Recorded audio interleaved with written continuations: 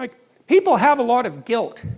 You know, there's a line of social psychology that claims that most people feel that they're better than other people. And like, I just don't buy that. That isn't what I've seen in my life. And maybe I'm a bit biased because I'm a clinical psychologist and I see more people who are overtly suffering, maybe, than people do in general. Although I'm not so sure about that, you know, because you don't have to scratch very far beneath the surface of most people's lives before you find something truly tragic. And I don't mean the sort of tragedy that you whine about. I mean, you know, your mother has Alzheimer's, or your best friend committed suicide, or you have a close relative with cancer, or you have a sick child, or, you know, there's something wrong with you, because almost everyone has at least one really terrible thing wrong with them. And if you don't, hey, you will, so, you know. So, you know, that tragic sense of being is there with people all the time. And it's also the case that in my experience, like, I rarely meet someone who says, hey, you know, I'm doing everything I possibly can, I'm a hell of a guy, and I can't see how I could possibly improve, you know? You meet someone like that, you think they're narcissistic, right? And you're right. But most people don't feel that way. They feel like they could do a hell of a lot better than they are, and they're quite acutely aware of their faults, and they don't feel that they're what they should be. And you see, what happens in the story of Adam and Eve as well is that when people become self-conscious, at least that's how it looks to me, they get thrown out of paradise, and then they're in history. And history is a place where there's pain in childbirth, and where you're dominated by your mate, and where you have to toil like mad, like no other animal, because you're aware of the future. You have to work and sacrifice the joys of the present for the future constantly, and you know you're going to die, and you have all that weight on you. And to me, again, that's just, how can anything be more true than that? That's just, as far as I can tell, that's just how it is, unless you're naive beyond comprehension. There's something about your life that is echoed in that representation. And why it is that, I mean, we're such strange creatures because we don't seem to really fit into being in some sense, and that's also what's expressed in the notion of the fall. The existentialists said, well, people feel like they have a debt that they have to pay off to existence for the crime of their being, something like that. And maybe it's because we're acutely aware that we have to offer something of value to the people around us so that they can tolerate us, you know, while we're going about our business. But it seems deeper than that. It's that human beings seem to exist in a post-cataclysmic world, and that's exactly also what's represented in Genesis. And it's very interesting because, you know, in the Adam and Eve story, there's two catastrophes, essentially. There's the catastrophe that occurs when Adam and Eve wake up, which we'll talk about in detail, and become self-conscious and know that they're naked. And their eyes are open, right? So that's the terminology that's used. And to have your eyes open means to have an increment in consciousness, essentially, because eyes are associated with consciousness for human beings because we're intensely visual animals. And so the metaphor of having your eyes opened is the same as the metaphor of coming to consciousness. And as soon as Adam and Eve come to consciousness, they realize they're naked. And, you know, the classic interpretation of that is that it has something to do with sexual sin. And I don't believe that. I don't believe that that's what it means, although there are elements about that are relevant. It's more that to realize that you're naked, it's like, you know, if you dream that you're naked on a stage in front of people, that's not a sexual dream, man, unless you're some kind of strange exhibitionist, right?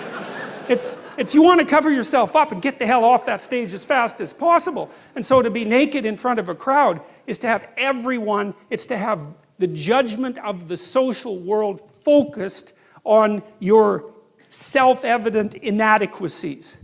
And that makes people self-conscious, and that's a real human state. It's associated with neuroticism in the Big Five trait model. But people don't like that at all. They don't like having their fragility and vulnerability exposed to the group. It's one of the two major fears of people, because one is social humiliation, and the other is something like mortality and death. And like your typical agoraphobic, for example, gets to have both those fears at the same time, because it's usually a she, tends to believe she's going to have a very spectacular and exhibitionistic heart attack in a public place and make a terrible fool of herself while she's dying. So, and then that's a good example of the two archetypal fears that characterize human beings. That's why a dragon hoards gold. It's like, what's up with that? Well, it'll eat you. And it will. but it has gold. Well, so what do you do about that? Because it's paradoxical demands. Well, what you want to do is face the dragon and get the damn gold. That's what you want to do. Well, you have to be a paradoxical being even to do that. So, you know, in The Hobbit, for example, when, what's his name? Frodo, right? It's not, or it's Bilbo. It's Bilbo in The Hobbit. You know, he's kind of this little underdeveloped, overprotected Shire dweller, and he's called on a great adventure to go and find the dragon, and he has to become a thief in order to manage it. Well, that's pretty weird, you know. It's like, well, it's because as a good citizen he's just not enough to conquer a dragon. He has to also become a bad citizen in some sense. He has to incorporate the part of himself that's monstrous, let's say, and develop that and hone it. And that's to say that, well, if you're harmless, you're not virtuous. You're just harmless. You're like a rabbit. A rabbit isn't virtuous. It just can't do anything except get eaten. It's not virtuous. If you're a monster and you don't act monstrously, then you're virtuous. But you also have to be a monster. Well, you see this all the time. Harry Potter's like that too. It's like he's flawed, he's hurt, he's got evil in him. He can talk to snakes, man. He breaks rules all the time. All the time. He's not obedient at all. But, you know, he has a good reason for breaking the rules. And if he couldn't break the rules, him and his little clique of rule-breaking, you know, troublemakers, if they didn't break the rules, they wouldn't attain the highest goal. So it's very peculiar, but it's a very, very common mythological notion. You know, the hero has to be a monster, but a controlled monster. Batman is like that, you know. I mean, it's everywhere. It's the story you always hear. Is this where morals become ethics? Meaning, we have to be more precise. I feel like, because everyone's moral, but in order to become ethics, you have to refine the morals. And so you have to kind of go into... Well, that's a good question, you know, because one question is, you know, you're kind of implicitly moral insofar as you're socialized. But that's sort of procedural, it's just built into you. This is different. This is also becoming conscious of it and expanding out your personality into dimensions that it wouldn't normally occupy. So this happens to people all the time. So, for example, lots of my clients, my clinical clients, are too agreeable. And they're generally women, because women are more agreeable than men, but not always, because I've had agreeable men as clients as well. And what happens is they're resentful and they don't know how to stand up for themselves, and it's because they're very compassionate by nature. And so if you're entering into a negotiation with them, they'll let you win. Well, that's not so good, because you know you need to win too, especially if you're in an organization of adults where there's a struggle, right? When you have kids, you can let them win, especially infants. You have to let them win, and that's partly why compassion is so necessary. But as a basis for negotiation between adults, it's like, sorry, it's insufficient. You have to be a bit of a monster so that you can say no. And so a lot of what you do in psychotherapy is treat people's anxiety and depression. That's a huge chunk of it. Help them straighten out the way they think. That's a huge chunk of it. But another chunk of it is, well, let's toughen you up. You know, let's put you in a position where you can bargain. Let's teach you how to assert yourself and stand up for yourself. And that's assertiveness training, and it's a huge chunk of psychotherapy. And you need to learn it. It's like, because part of how you regulate your interactions with other people is to negotiate. And you cannot negotiate unless you can say no. You can't do it. And it causes conflict to say no, and if you don't like conflict, which is basically the definition of being agreeable, then you can't tolerate the conflict, and so then you can't negotiate on your own behalf, and so then you keep losing, and you're bullied, and you know, it's not good. Then you get resentful, and it's really not good. So you have to develop your inner monster a little bit, and then that makes you a better person, not a worse person. It's weird, but that's just how it is. Yeah, so there's this interesting phenomena that's very characteristic of societies, I believe pretty much everywhere it's being studied. Now, you can calculate an index called the Gini coefficient. And the Gini coefficient is a number that represents how much inequality of income distribution there is in a given geographical area. So you could calculate a Gini coefficient for a street or an area in a city or a state or a country. You can do it at all those levels. And what you find is, you always hear this idea that poverty causes crime. That's a classic left-wing idea, but it's wrong. It's seriously wrong, and it's importantly wrong, and it's definitively wrong. Not only that. So there's no argument about this. It's already been established. What causes crime, especially aggressive crime, is relative poverty. And relative poverty is not the same thing as poverty at all. It's seriously not the same thing. Poverty is when you don't have enough to eat. Relative poverty is when the guy next door has a much better car than you. So, and there's lots of relative poverty in the United States, and there's some absolute poverty, but even the absolute poverty in the United States is nothing like the absolute poverty, say, in places like India or in sub-Saharan Africa, where absolute poverty means you have nothing. Now, what's really interesting about the Gini coefficient is that if you go to places where everyone, roughly speaking, is poor, say by national standards, I think South Dakota was often used as an example, or maybe one of the maritime provinces, like Newfoundland, where there's low average income, but it's pretty flat distribution. There's almost no crime. And if you go to places where everyone's rich, then there's almost no crime. But if you go places where there are poor people and moderately well-off people and rich people, and the distribution is really steep, then the rate of aggressive behavior among young men, and it's usually within their own ethnic group, starts to skyrocket out of control. And the reason for that seems to be that if the dominance hierarchy is too steep, then the young men have no likelihood of climbing to a dominant position while playing the standard social game.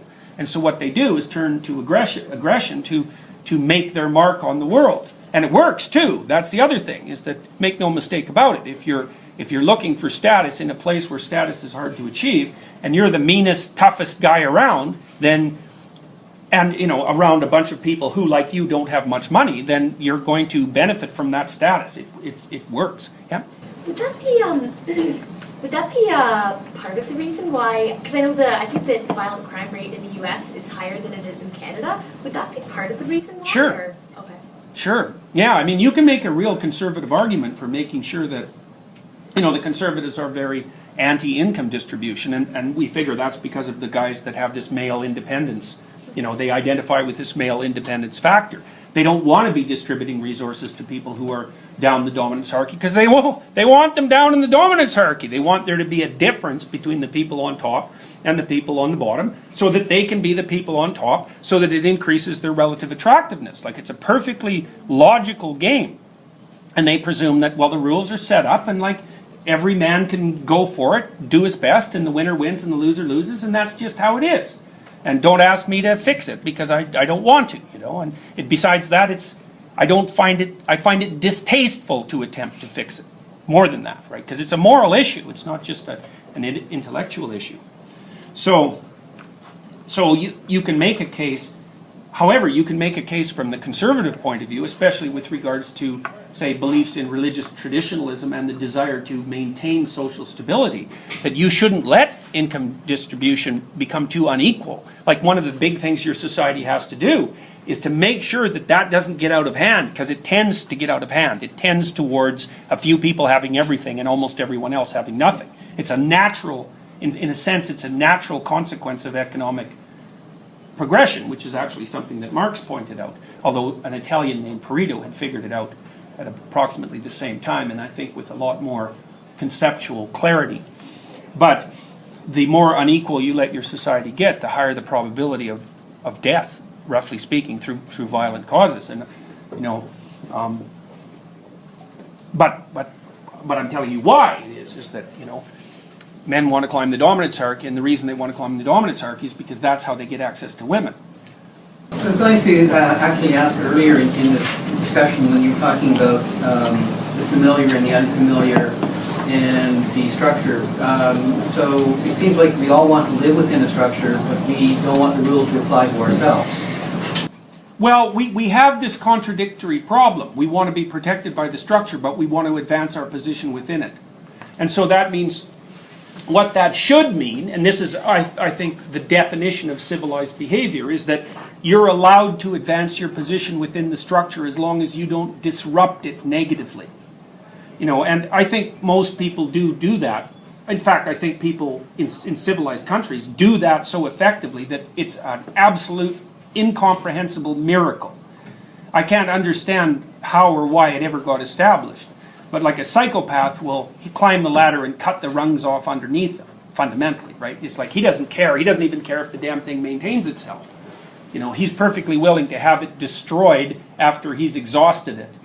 You know, but if everyone acted like that, or even if a fairly substantial percentage of people acted like that, the whole thing would come to a halt virtually, like in no time, flat. So I mean, why? See, you might, here's a reason, likely. You know, because one of the things we were talking about was masculine violence. Now, the thing about masculine violence is it only tends to emerge in situations where there don't seem to be any other reasonably viable means of advancing status. So it's not reasonable to say that men are aggressive. You can say that on average men are more aggressive than women. And you can also say that if you put men in a situation where they can see status differences, but they have no means of moving forward, that they're likely to turn to aggression as a way of establishing dominance. And then you can say that that's the reason for that is because it makes them more attractive. Well, the fundamental reason, yeah? Yeah, just like to add on, I read this article once that talked about how polygamous societies are more violent than women. Yeah, absolutely. For the same reason, because like when one guy has two wives, that means there's 50% of the population have no. That's right. No access to sex. Yeah, that's exactly right. That the evolutionary psychology explanation for the pathology of polygamy is that if once you let it establish itself, then the men get ultra-violent. So would you say that like monogamy would almost be like the basis for like civilized society? Many people have said that. And yes, I think you can make a strong case for that. And I think the fundamental reason is the one that you just pointed out. You know, the idea is, well, would you rather have one woman or die? You know, or sorry, that's not quite right. Would you rather? No, that's not quite right. Would you? It's more like, would you be willing to limit yourself to one partner, or have a shot at many partners but a much higher probability of dying? Yeah. Right. And you know, some guys will take that. They'll take the high risk approach. You know. So now, this doesn't eliminate the difference in individual differences in determining who's going to be aggressive, because what will happen is that as the Gini coefficient pressure rises, the more aggressive men, the men who are more aggressive by nature, will get more aggressive first, right? So you can imagine it's a threshold phenomenon in some sense. So, and what I should tell you as well is the relationship between the Gini coefficient and male-on-male homicide isn't like 0.2 or 0.3, which is about the correlation that you'd get if you were predicting something like that using personality. It's like 0.8 or 0.9. It's like it eats up all of it. It's the explanation. So it's a huge effect. You know, it's so big an effect that you can basically say, oh well, we figured that out. Although psychologists never know when they figured anything out, and they keep endlessly retesting it over and over and over because we don't know how to bring our science to a stop. But if you don't accept the Gini coefficient aggression data, it's like you might as well throw the rest of social sciences out the window, because the effect is unbelievably powerful. What geographical area does this take place in? It depends. You can do it at any level of analysis.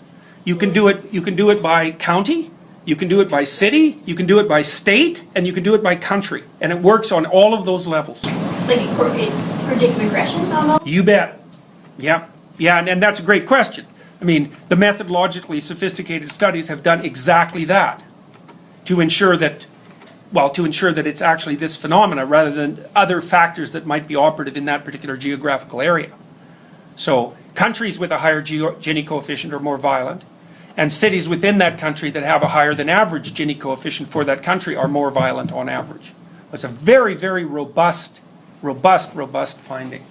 So, all right, so we're going to say, for the sake of argument, that you've got the male dominance hierarchy, and it's represented as masculine. Now, one of the things Jung said, he thought that women carried an image of men in their unconscious, and he thought that the image that women carried of men in their unconscious was a group of men, not an individual man. He called that the animus. Whereas he believed that the image of women that men carried in their collective unconscious was of a single woman, and he called that the anima.